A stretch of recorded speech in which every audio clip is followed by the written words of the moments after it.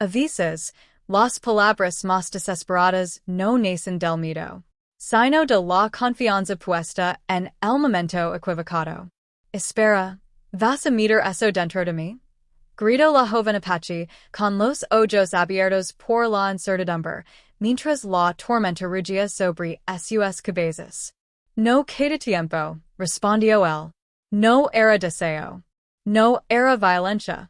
Era supervivencia. Y en ese instante, entre el peligro y la urgencia, comenzó una historia que ninguno de los dos estaba preparado para vivir. El cielo se partía en relámpagos cuando encontró a la joven atrapada entre las rocas del desfiladero. Había salido a revisar las cercas antes de la tormenta, pero lo que vio no era ganado extraviado. Era una figura encorvada, herida, con la pierna atrapada bajo un desprendimiento reciente. El viento casi se levaba su voz cuando él se acercó. No te muevas. Ella levantó el rostro. Sus facciones eran firmes, orgullosas, marcadas por una mezcla de rabia y dolor. Alleged, dijo en su lengua primero, y luego en un español quebrado. Que evaluó la escena. La roca había aplastado su muslo, y la sangre comenzaba a filtrarse por la tela rasgada. La tormenta estaba creciendo. Si no la liberaba en minutos, la crecida del arroyo los arrastraría a ambos. Sacó de su alforja una barra metálica, improvisada para hacer palanca. Fue entonces cuando ella lo vio colocarla entre la piedra y su pierna. Espera, ¿vas a meter eso dentro de mí? Gritó, temblando más por el miedo que por el frío. Que negó con firmeza. No. Solo voy a levantar la roca. Pero, vieja dolor. Y no queda tiempo. Sus ojos se cruzaron por un segundo que pareció eterno. Ella podía dejarse arrastrar por el río. O confiar en un extraño. Asintió. El grito que soltó cuando la piedrecillo se perdió entre los truenos. Que la sostuvo antes de que caera. La cargó sin pedir permiso, y descendió hacia terreno firme mientras la lluvia comenzaba a caer con furia. La llevó a su cabana en lo alto de la colina. Era un hombre solitario. No por elección romántica, sino porque la vida lo había arrebatado demasiado pronto a su familia. Desde entonces, vivía aislado, criando caballos y evitando conflictos. Acostar a una joven apache en su mesa de madera no era un acto pequeño. Era una declaración peligrosa. Lavó la herida con agua tibia, improvisó una férula, utilizó las pocas vendas que tenía guardadas. Ella lo observaba en silencio, respirando con dificultad. ¿Por qué me ayudas? Preguntó finalmente. Que no levantó la mirada. ¿Por qué estabas muriendo? Mi gente no confía en los tuyos. Yo tampoco confío en los míos, respondió él. Ese intercambio dejó una grita diminuta entre dos mundos que habían aprendido a odiarse. Se llamaba Nayeli. No lo dijo hasta el segundo día, cuando la fiebre comenzó a bajar. Que había pasado la noche sentado junto al fuego, despertando cada vez que ella murmuraba algo en sueños. No entendía las palabras, pero reconocía el miedo. No debís traerme aquí, susurró el déspota. Si mi clan lo sabe. Preferí pedir perdón a la montaña antes que a tu fantasma, respondió él. Nayeli casi sonrió. Era fuerte, incluso herida. Había salido sola para recolectar hierbas cuando la tormenta adelantó su furia. Ahora estaba atrapada en la casa de un hombre al que lo habían enseñado a temer. Pero algo no cuadraba con la imagen que lo habían contado. No era cruel. No era arrogant. Era silencioso y triste. Los días paran lentos. La tormenta dejó caminos intransitables. Que no podía devolverla todavía. Nayeli tampoco podía caminar más de unos pasos, sin ayuda. La convivencia obligada comenzó a deshacer prejuicios. Elo lo enseñó el nombre de las plantas que crecen alrededor de la colina. Elo mostró como entrenaba a los caballos sin latigo, solo con paciencia. No eres como los otros, admitió ella una tarde. Eso no significa que los demás no intenten meterme en el mismo saco, respondió él. Comparten comidas simples. Miradas prolongadas. Silencios que ya no eran incómodos. Una noche, Nayeli despertó sobresaltada por un relámpago. Caía estaba junto a la ventana, vigilando. No tienes que quedar despierto, le dijo. Lo hago porque quiero. Ella lo miró largo rato. En mi mundo, un hombre no se queda así no espera algo a cambio. Caía se volvió hacia ella. Yo ya recibí algo. ¿Qué? Que sigas viva. El corazón de Nayeli latió más rápido que la tormenta. Pero la calma era frágil. Al cuarto día, voces resonaron desde la colina. Guerreros apaches buscaban a Nayeli. Why no estaban solos. Un grupo de colonos armados los seguía.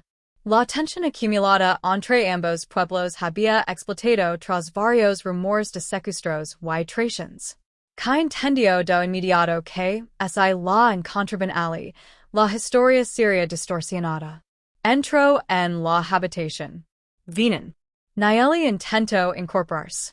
Mi clan, y los tuyos. El miedo que sintieron no era por ellos mismos, sino por lo que su encuentro podía provocar. Kai tomó una decisión. Abrió el compartimiento secreto bajo el suelo de la cabana, un escondite que usaba en tiempos de guerra pasada. Entra. Ella lo miró con sorpresa. ¿Vas a meterme ahí dentro? Y es el único lugar donde no te encontrarán. No queda tiempo. Por un segundo, el recuerdo del desfiladero cruzó entre ellos. Ella confió entonces. No por desesperación. Por elección. Se deslizó dentro del pequeño espacio.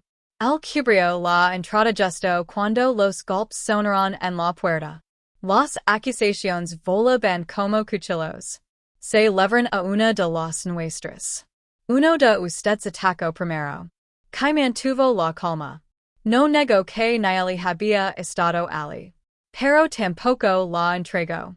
El enfrentamiento estuvo a punto de volverse violencia abierta cuando Nayeli, escuchando desde su escondite, comprendió algo devastador. Si no salía, el conflicto escalaría. Y esta vez habría sangre. A veces, esconderse es más peligroso que mostrarse. Mientras los gritos crecían fuera de la cabana y los hombres comenzaban a empujar la puerta, Nayeli comprendió que su silencio podía costar más vidas que su violencia. Y el amor, aunque todavía no tuviera nombre, estaba tomando forma en medio del caos. Los golpes contra la madera retumbaban como tambores de guerra. Sabemos que hasta aquí. Rugió uno de los colonos. Entreguenla. Respondió un guerrero apache. Que se mantenía firme frente a la puerta, el pulso acelerado pero la mirada tranquila. En el compartimiento bajo el suelo, Nayeli respiraba apenas. El aire era escaso. La oscuridad densa. Podía oír cada acusación. Cada palabra envenenada. Y supo que aquello no terminaría bien. Si los colonos la encontraban, asumirían lo peor. Si su clan la había escondida, interpretarían traición. Había sido educada para proteger el honor de su pueblo. Pero su corazón ahora latía también por el hombre que había arriesgado todo para salvarla. El primer disparo al aire quebró la tensión. Y entonces, Nayeli tomó su decisión. Empujó la tabla con fuerza. El sonido apenas se escuchó entre los gritos, pero que lo notó. Sus ojos se abrieron apenas. No. Pero ya era tarde. La joven emergió desde el suelo justo cuando la puerta se dio bajo un empujón final. El silencio fue inmediato. Dos grupos armados. Dos culturas enfrentadas. Y en medio, una mujer cogiendo, pero erguida. Basta. Grito en su lengua primero, y luego en español. Los guerreros la miraron con incredulidad. Estoy viva, continuó. Nadie me tomó. Nadie me retuvo. Uno de los colonos señaló a Kai. La tuvo escondida. Nayeli sostuvo la mirada. Me salvó la vida. El murmullo se expandió como fuego seco. El líder apache avanzó. ¿Y es verdad? Nayeli asintió. La tormenta me atrapó. El me sacó de la roca. Me curó. El hombre miró a Kai, intentando leer mentira. Pero Kai no habló. No pidió reconocimiento. No exigió gratitud. Solo sostuvo la mirada como quien sabe que la verdad no necesita adornos. El líder colonial frunció el seno. Aun así, esto no cambia nada. La atención siguió. No es seguro que ella permanezca aquí. Nayeli respiró profundo. No me quedo por obligación. Y entonces giró el rostro hacia Kai por primera vez frente a todos. Me quedo porque quiero. El peso de esa declaración cayó sobre ambos grupos. Un silencio incómodo. Peligroso. El amor no era un puente diplomático. Era una amenaza. Esa tarde, ninguno de los dos bandos quiso iniciar un enfrentamiento sin razón clara. Se retiraron con advertencias. Camaradas cargadas de promesas no dichas. Pero el daño ya estaba hecho. La noticia correría más rápido que cualquier caballo. Una apache que eligió quedarse con un colono. Un colono que ocultó a una apache. Ambos desafiando la narrativa del odio. Cuando el último jinete desapareció en el horizonte, la tensión en el cuerpo de Nayeli finalmente cedió. Sus piernas volaron. Kai la sostuvo antes de que tocara el suelo. No debís salir, murmuró él. Si no lo hacía, habrías muerto. Sus rostros quedaron a escasa distancia. La tormenta ya había pasado. Pero una nueva comenzaba. Ahora vendrán por los dos, dijo Kai. Nayeli sostuvo su mirada sin miedo. Yo lo sé. No era temeraria. Era consciente. Y aun así no retrocedía. Las consecuencias no tardaron. Durante los días siguientes, ambos vivieron bajo una vigilancia invisible. Exploradores del clan observaban desde la distancia. Colonizadores armados patrolaban cerca del valle. La neutralidad era imposible. Y el vínculo entre ellos se volvía cada vez más profundo. Una noche, sentados frente al fuego, Nayeli habló con voz baja. En mi pueblo, el destino es como un hilo rojo invisible. Si lo cortas sufres. Si lo sigues también. ¿Y cuál es nuestro hilo? Preguntó Kai. Ella lo miró con una mezcla de temor y ternura. Oh, no lo sé. Pero siento que tarda el cuando confíe en ti bajo la roca. Kai sonrió apenas. Yo lo sentí cuando gritaste. Ella lo miró confundida. ¿Cuándo grité? En el desfiladero. No gritaste por dolor. Gritaste porque pensaste que iba a traicionarte. Nayeli bajó la mirada. Era verdad. No había sido miedo al hierro. Había sido miedo a repetir la historia de violencia que siempre le contaron. Y él la había desmentido en segundos. No todos los hombres meten algo dentro para herir, susurró Kai con seriedad. A veces es para liber. Ella alzó la mirada. El fuego iluminaba sus ojos oscuros. No había deseo apresurado. Había respeto. Y algo más peligroso que la pasión, admiración. El acercamiento fue lento. Casi sagrado. Un roce de manos al compartir agua. Una risa compartida cuando un caballo escapó. Una mirada sostenida que ya no necesitaba explicación. Pero el mundo afuera no descansaba. Una tarde, un mensajero del clan llegó con noticia grave. Un acuerdo ese estaba gestando entre líderes colonos y algunos guerreros radicales. Un intercambio. Territorio por sangre. Y Nieli era parte del símbolo. Si regresaba, ese salaria la paz temporal. Si permanecia, la guerra seria inminente. Que escuchó sin interrumpir.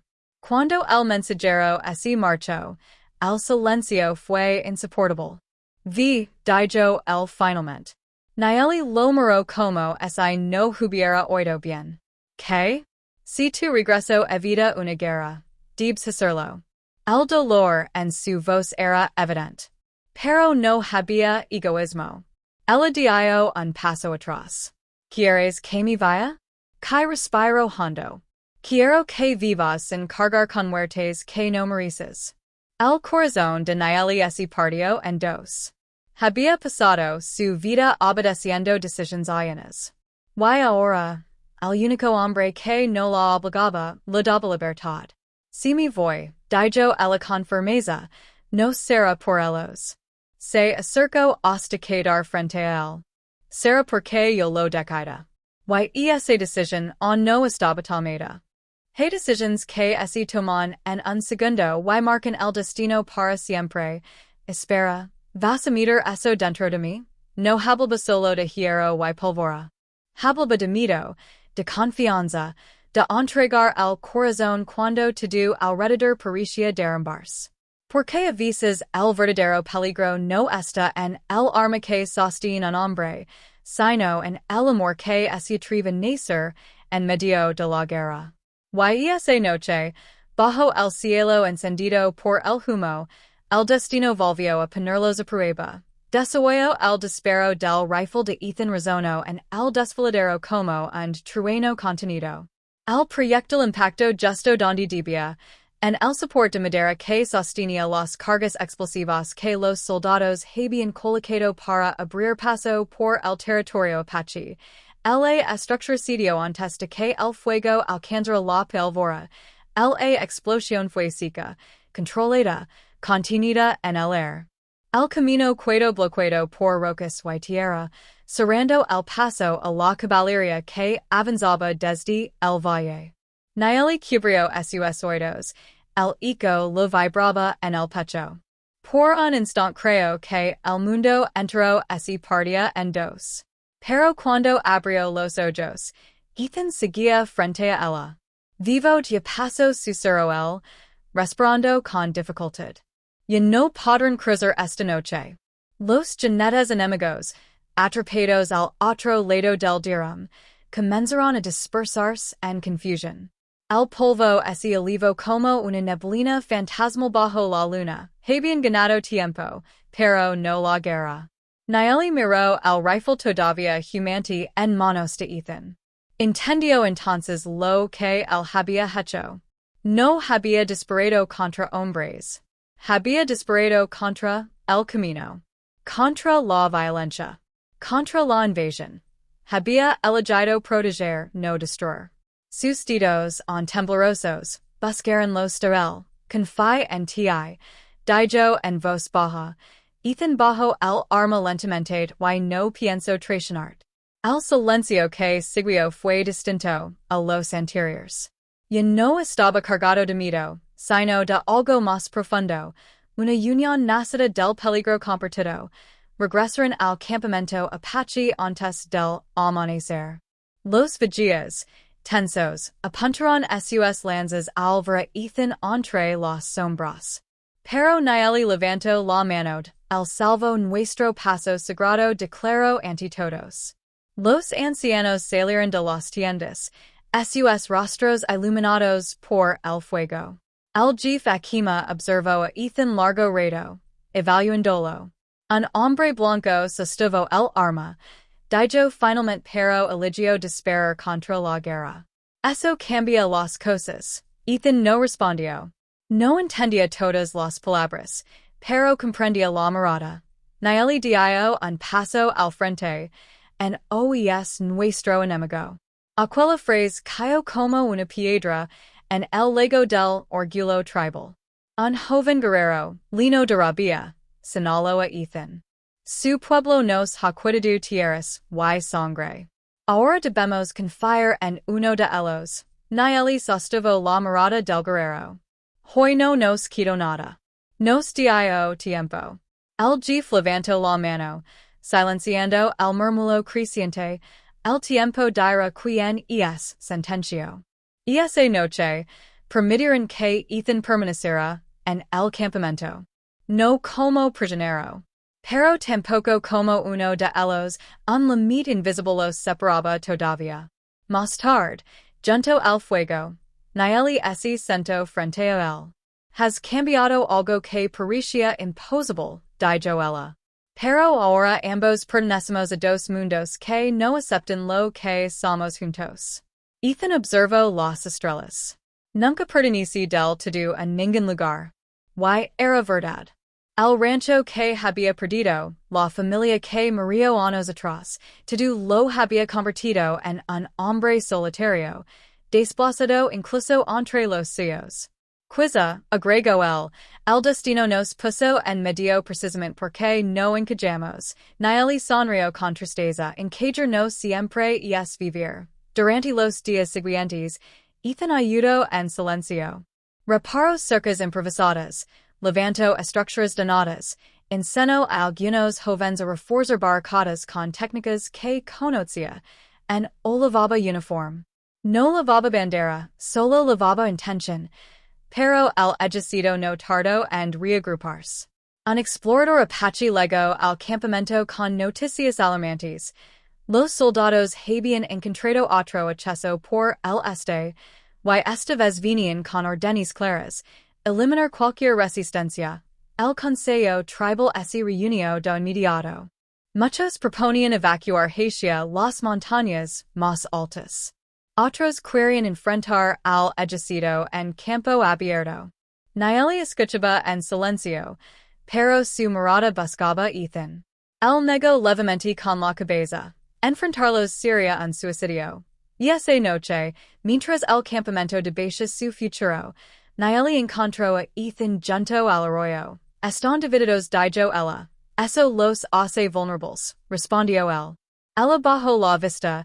Yo contigo, dirán que traición a mi sangre. Ethan sintió que el pecho se le cerraba. Nunca te pediría eso, pero mi cuido puede que no volvamos a vernos. El sonido del agua parecía amplificar el dilema. Ethan tomó su rostro entre sus manos. Entonces no huyas. Ella lo miró, sorprendida. Quédate. Lucha por tu gente. Yo lo que esté en mis manos para evitar que los destruyan. Como? Hablar con el comandante. El silencio que siguió fue pesado. Podrían matarte por acercarte, susurró Nayeli. Ya he estado cerca de la muerte, contestó él. Pero no puedo vivir sabiendo que no intenta tener esto. Ella apoyó la frente contra la de él. No quiero perderte. No me perderás.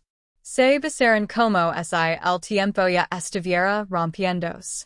Al amanecer, Ethan cabalgó solo hacia el este, levantando una bandera blanca improvisada. Nayeli lo observó desde la colina más alta, su silueta recortada contra el cielo rojizo. Cada paso del caballo era una despedida silenciosa. Cuando Ethan llegó ante el destacamento militar, los rifles se levantaron de inmediato. Alto allí. Lo arrebataron las armas y lo levaron ante el comandante. El oficial, un hombre severo de mirada cansada, lo reconoció. ¿No eras tú el que trabajaba en el rancho McAllister? Lo era. ¿Qué haces aquí? Ethan respiró hondo, intentando evitar una masacre inútil. El comandante rió sin humor. Las órdenes no son inútiles. Matar mujeres y niños no es estrategia. Es crueldad. La tensión es piso en la tienda militar. Estás hablando de traición, advirtió el oficial. Finalmente habló te der hasta el anochecer. Si el campamento no está vacío para, entonces avanzaremos. Ethan sintió un leve alivio. No era paz. Pero era una oportunidad. Regresó al campamento con la noticia. El consejo de bajo convergencia. Muchos no quieren abandonar las tierras sagradas, pero el jefe Akima levantó la voz. Vivir también es honor la tierra. Nuestros espíritus no habitan solo, en un lugar, la decisión se tomó al caer la tarde, evacuaron hacia las montañas. Nayeli se acercó a Ethan mientras las tiendas comenzaban a desmontarse. Lo logró susurró, el negó suavemente, lo logramos. Pero mientras el sol descendía, un disparo resonó en el aire. Un grupo radical de soldados, desobedeciendo órdenes, avanzaba ya por el flanco sur. El caos estalló. Nayeli giró hacia el sonido. Ethan la seguido del brazo. Deobservó ahora. No sentía de te alcanzar. Pero ambos sabían que quizá era mentira. El fuego comenzó a encender las primeras estructuras. El humo cubrió el cielo. Y mientras el mundo volvía a quebrarse, Nayeli entendió que el amor no era solo promesa, era sacrificio. Hay momentos en los que el amor deja de ser promesa y se convierte en prueba. No en palabras susurradas junto al fuego, sino en decisiones tomadas bajo disparos. El humo cubría el horizonte. Los caballos relinchaban. Los gritos partían el aire como cuchillas invisibles. Y en medio del caos, Nayeli y Ethan estaban a punto de descubrir que amar no siempre significa permanecer juntos, sino elegir el sacrificio que garantiza que el otro siga respirando. Aquella tarde, el destino volvió a exigir sangre. Desarrolló. El primer disparo que rompió la tregua fue también el que rompió cualquier ilusión de control. Un grupo de soldados, cegados por el odio y la sed de gloria, ignoró la orden de retirada.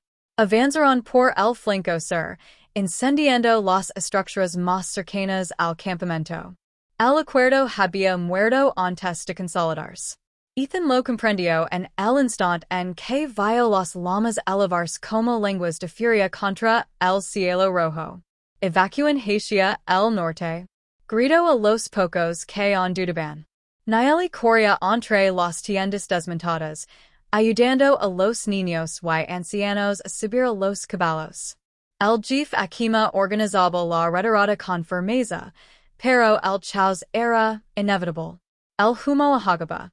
El suelo vibraba. Y en medio del desorden, Nayeli vio algo que le heló la sangre. Un pelotón avanzaba directamente hacia la colina donde se refugiaban los más vulnerables.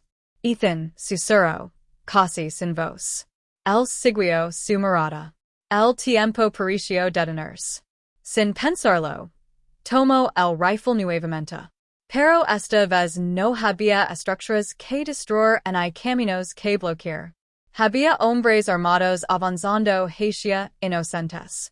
No puedes detenerlos solo, dijo Nayeli, aferrándose a su brazo. No necesito detenerlos, respondió con determinación. Solo desviarlos.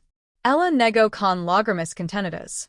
Si disparas contra ellos, todo cambiará. Ethan la miró con una intensidad que dolía. Ya cambió. Y entonces corrió. Descendió por la ladera, exponiéndose deliberadamente. Disparó al aire primero, obligando a los soldados a fijar su atención en él. Aquí. Gritó, desafiándolos. Los disparos comenzaron a responder. Nayeli sintió que el corazón se le desgarraba con cada estallido. Quiso correr tras él, pero el jefe Akima la detuvo. Tu lugar ahora es con los tuyos.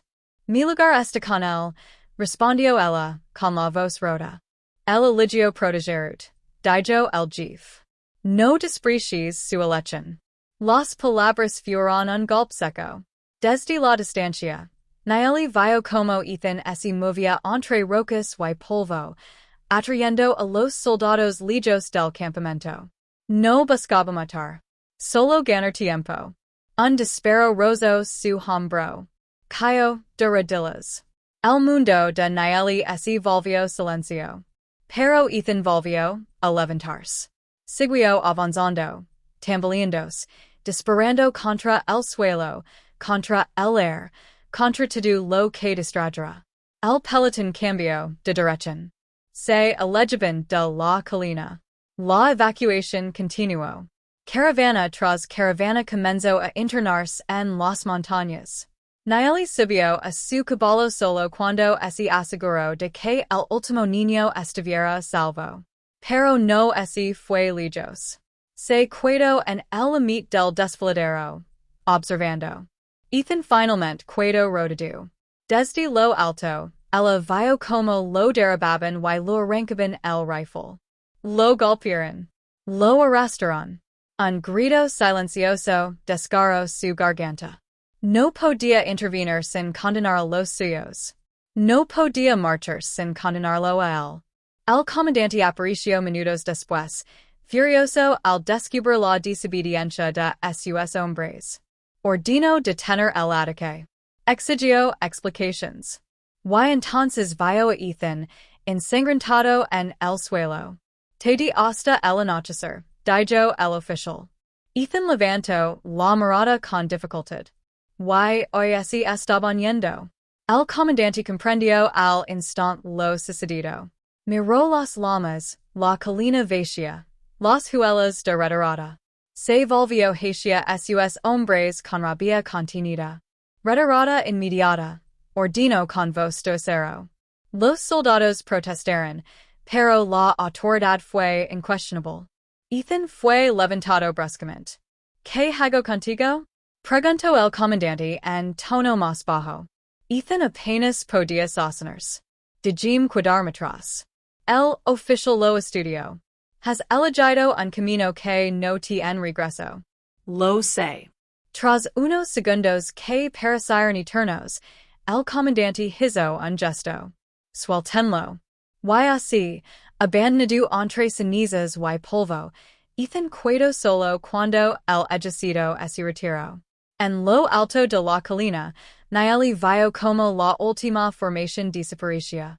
Sin esperar órdenes, espolió su caballo cuesta abajo. Llegó hasta el cuando apenas estaba consciente. Se arrodilló, levantó su rostro con manos temblorosas. Te dije que no me perderías, susurró él, intentando sonreír. Ella rompió en lágrimas. Eres un necio. Tal vez. Lo ayudó a incorporarse. Con esfuerzo y determinación, lo llevó hasta las montañas donde su pueblo comenzaba a reagruparse. Los días siguientes fueron de silencio y recuperación. Ethan sobrevivió. La herida en el hombro sanó lentamente. Las costillas tardaron más. Pero lo que realmente estaba en juego no era su cuerpo, sino el futuro. El Consejo Tribal volvió a reunirse, esta vez en territorio más alto y seguro. La guerra directa se había evitado. Pero la tensión seguía viva. Algunos aún no confiaban en Ethan. Otros comenzaron a vuelo distinto. El jefe Akima habló ante todos. Hoy estamos vivos porque un hombre ajeno eligió protegernos. El joven guerrero que antes lo había cuestionado bajo la mirada. Nayeli dio un paso al frente. El destino lo trajo a nosotros. Y nosotros decidimos aceptarlo. El jefe asintió lentamente. El amor no borra la historia, dijo con gravedad. Pero puede cambiar el futuro. Ethan comprendía poco de las palabras, pero entendía el tono. Y entonces ocurrió algo inesperado. Akima tomó una pequeña bolsa de cuero y así la entregó a Nayeli. Dentro había polvo rojo y una pluma de águila. Si decides llenar tu vida a la ciudad anunció, lo harás no como traición, sino como puente. El RSI lino de murmulos. Nayeli miró a Ethan. Él, on débil, la observó como si el mundo entero dependiera de su respuesta. Ella se acercó, lentamente. Tocó su frente con la de él. Cuando gritaste que no quedaba tiempo, entendí que amar no es esperar el momento perfecto, susurró. Es creer esperanza cuando parece imposible. Ethan cerró los ojos. Entonces quédate conmigo. Nayeli sonrio entre lágrimas. No. Camina conmigo. El amor verdadero no es mide por las promesas pronunciadas en la calma, sino por las decisiones tomadas cuando el mundo parece derrumbarse. Una noche entre humo, miedo y pólvora, el grito con el corazón. Espera, vas a meter eso dentro de mí? Y él respondió sin titubear. No queda tiempo. Hoy, después del fuego, la huida, el sacrificio y la sangre derramada, el tiempo finalmente les concede una última oportunidad. Pero toda historia de amor que nace en la guerra debe enfrentar una pregunta definitiva. ¿Puede el corazón construir lo que el odio intentó destruir? Esta es la última parte de su historia. El momento donde el destino deja de empujarlos y les permite elegir. Desarrollo. Las montañas se convertirán en su nuevo horizonte. El pueblo apache había logrado reagruparse lejos del valle incendiado. Las heridas físicas comenzaban a ser. Las del alma tardarían más. Ethan se recuperaba lentamente. Su hombro, marcado por la bala que casi lo derriba para siempre, quedó rígido. Cada movimiento lo recordaba que sobrevivir tiene un precio. Pero nunca se cayó.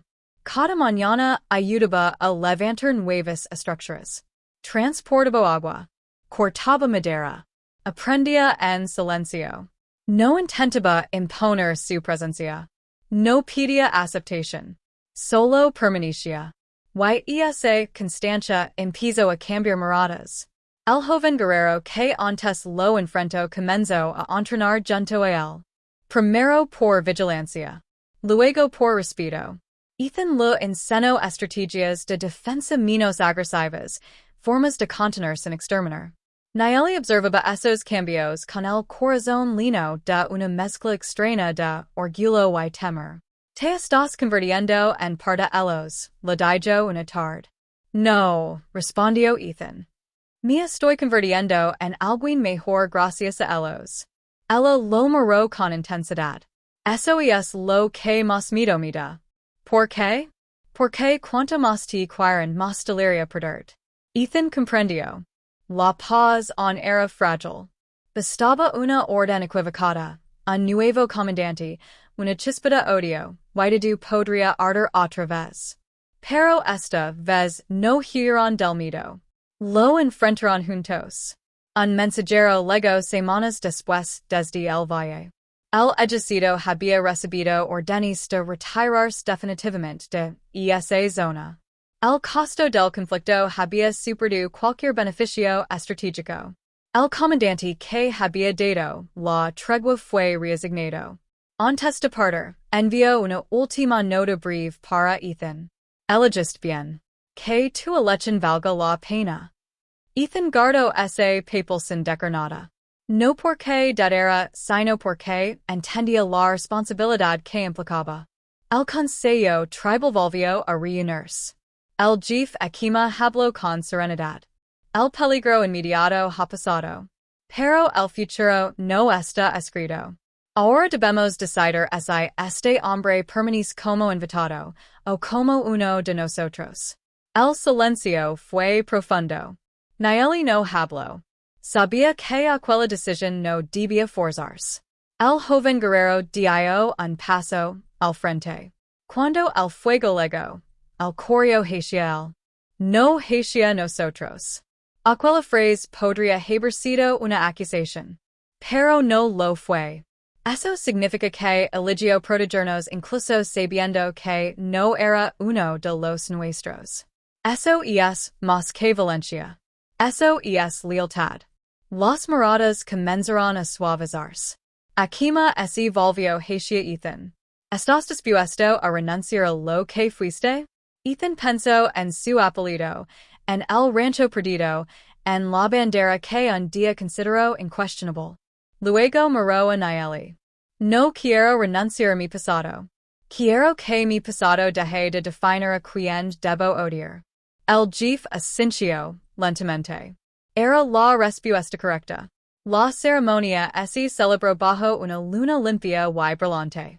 No fue una unión de dos personas solamente.